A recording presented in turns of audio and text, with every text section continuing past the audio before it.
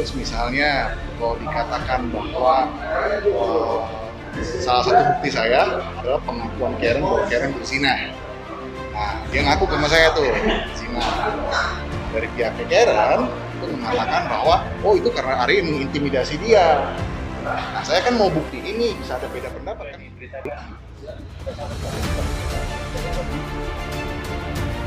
Kalau utang itu menurut saya gini, lu punya utang nggak?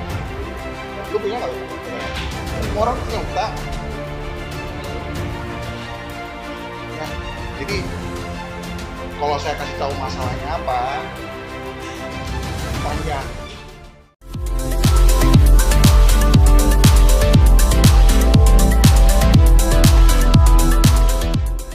Jangan lupa ya di-subscribe dan nyalakan lonceng notifikasinya. Pembuktian. Jadi pada dasarnya sih di dalam kalau kita lagi menggugat itu kan kita kan menggugat kan. Di dalam gugatan itu apa yang kita dalilkan itu kan harus ada buktinya. Nah, bukti kita sama-sama mau cerai. Hanya memang ketika saya melakukan gugatan dari pihak Karen itu melakukan gugatan balik gitu. Nah, terus ada beberapa hal yang sifatnya itu yang menurut saya itu banyak fitnah. Seperti contohnya saya masuk rumah sakit jiwa 4 tahun. Itu kan fitnah. Itu jelas fitnah. Nah, jadi saya mau membuktikan gitu loh, itu fitnah. Terus misalnya kalau dikatakan bahwa salah satu bukti saya adalah pengakuan Karen bahwa Karen berzina. Nah, dia ngaku sama saya tuh zina. Nah, dari pihak Karen itu mengatakan bahwa oh itu karena Ari mengintimidasi dia. Nah, saya kan mau bukti ini, bisa ada beda pendapat kan, judulnya sama-sama ngaku, tapi karena ada interpretasi yang berbeda, walaupun bentuknya tulisan, kita kan pengen yang hakim yang mulia itu bisa memutuskan apakah benar nggak saya mengintimidasi dia, memaksa dia harus mengaku, gitu kan? Nah, jadi saya memohon waktu, dan juga karena adanya COVID dari pihak translator yang tersumpah juga kemarin sempat ada problem itu, karena kan semua data video maupun audio itu harus dalam bentuk transkrip. Jadi sebenarnya ini masalah teknis aja. Kemudian saya minta waktu 1 minggu untuk bisa mendengarkan itu semua, gitu. Selain daripada beberapa hal teknis yang lainnya. Jadi seperti itu. Masalah teknis sih sebenarnya. Bagi itu kan udah sepakat sama-sama untuk bercerai ya, tapi melihat prosesnya ini juga kan sangat panjang gitu. Merasa ini nggak sih kayak capek atau gimana? Oh capek, tapi kan saya kan harus menghargai juga ya, karena kalau saya berani menggugat dengan alasan, saya harus berani membuktikan. Saya harus berani membuktikan dengan bukti-bukti pendukungnya. Nah, bukti-bukti pendukung ini kan ada yang berbentuk video, ada yang berbentuk audio, ada yang rekamannya 2 jam. Kan itu juga perlu pengerjaan, banyak pengerjaan. Nah, saya juga nggak cuma mau memberi dalil tanpa bukti. Semua dalil yang saya berikan di dalam gugatan saya itu semua ada bukti. Nah, jadi, oh ini kan sama-sama mau cerai, udahlah cerai aja, enggak. Pertimbangan cerai ini apa? Menimbang bahwa saya yang salah atau Karen yang salah. Penting kan? Sama-sama mau cerai. Hakimnya menimbang apa? Majelis hakim yang mulia ini menimbangnya saya yang benar atau Karen yang benar. Nah, ini kan saya harus buktikan. Jadi terjadi banyak sekali fitnah yang diserang kepada saya.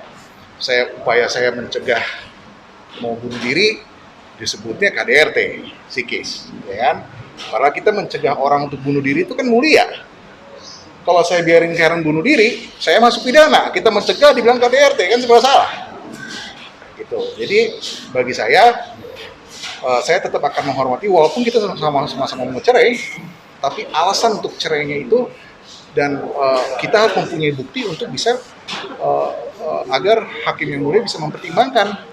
Bukti itu kita serahkan supaya hakim yang mulia bisa mempertimbangkan siapa yang benar dan siapa yang tidak benar. Tapi di situ kan sekarang tidak pernah hadir lagi. Loh kan kalau tidak pernah hadir kan bukan artinya tidak bisa diwakilkan.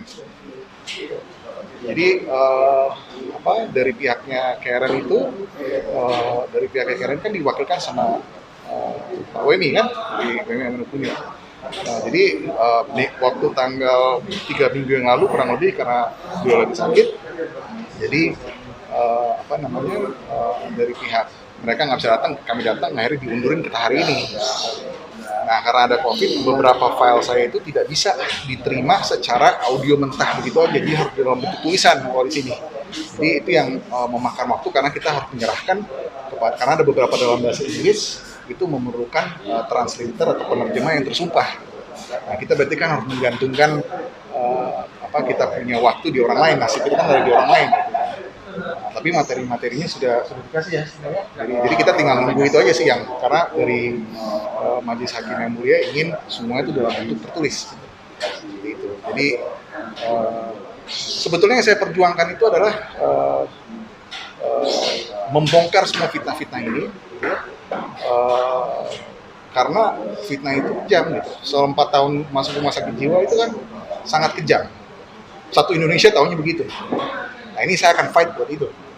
Karena itu sebuah fitnah yang dilakukan serta-merta untuk mendukung beberapa poin-poin yang Karen mau buat dari kubu Karen. Sampai bisa terlontar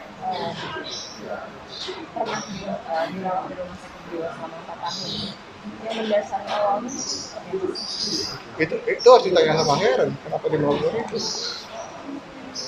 Yang jelas,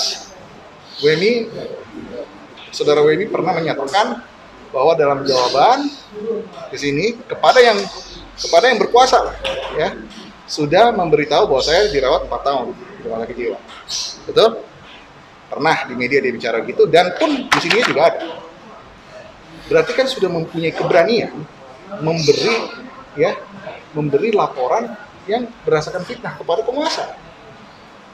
Itu pasal 317 kalau nggak salah KUHP kan 4 tahun penjara. Belum lagi yang lain-lain, apalagi itu sampai ke media. Gitu. Jadi kita kasih tahu aja di sini. Kita nggak akan tinggal diam soal itu, karena itulah fitnah itu lebih kejam dari pembunuhan. Fitnah itu lebih kejam dari pembunuhan dan hanya bisa diampuni sama orang yang jadi korban akibat fitnah. Jadi saya akan fight soal itu karena walaupun kita benar kata yang saya tadi katakan tadi, walaupun sama-sama mau cerai, tapi apa yang sudah disebarluaskan ke media itu harus dapat keadilan juga dari situ. Walaupun anak saya udah meninggal, gitu ya, tapi kan tetap apa yang dilakukan sama Karen ini kan tetap harus kita speak up. Ini benar-benar harus disiasati. Walaupun sama cerai udah enggak. Karena ini ada beberapa proses dan beberapa ucapan melalui tulisan gitu ya, yang diserahkan ke pengadilan yang tidak sesuai kenyataan. Nah, kita memerangi itu. Karena ingat ya, kejahatan yang terorganisir, kebenaran itu kalah sama kejahatan yang terorganisir. Membiarkan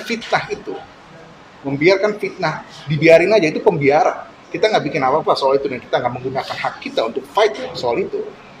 Ya, kebenaran pun bisa kalah sama kejahatan yang terorganisir. Fitnah itu kejahatan yang terorganisir. Ahli sekali mereka dalam fitnah, sangat ahli. Jadi spesialis. Nah, saya mau gunakan hak saya sebagai warga negara untuk menunjukkan itu di muka persidangan. Bang Arya, mohon maaf, pada beberapa sebelumnya Bang Arya sempat juga diberitakan tersangkut kasus utang piutang, Bang. Bisa cerita sih? Kalau utang piutang itu menurut saya gini, lu punya utang nggak? Lu punya nggak utang? Semua orang punya utang. Ya, jadi kalau saya kasih tahu masalahnya apa, itu panjang sekali. Jadi kalau mau tanya hutang atau nggak hutang, kalau saya ditipu sama orang, saya ngasih uang ke Mas bawa kabur tuh uang, saya dapat pinjaman uang dari orang, siapa yang kejar saya? Saya dikejar orang kan, sama kayak gitu. Uang yang saya dapat dari orang, saya kasih ke orang, dibawa kabur, udah, that's it. Jadi nothing itu bukan hal yang berhubungan sama perceraian. Tapi Bang, dari pihak Karen sendiri minggu depan.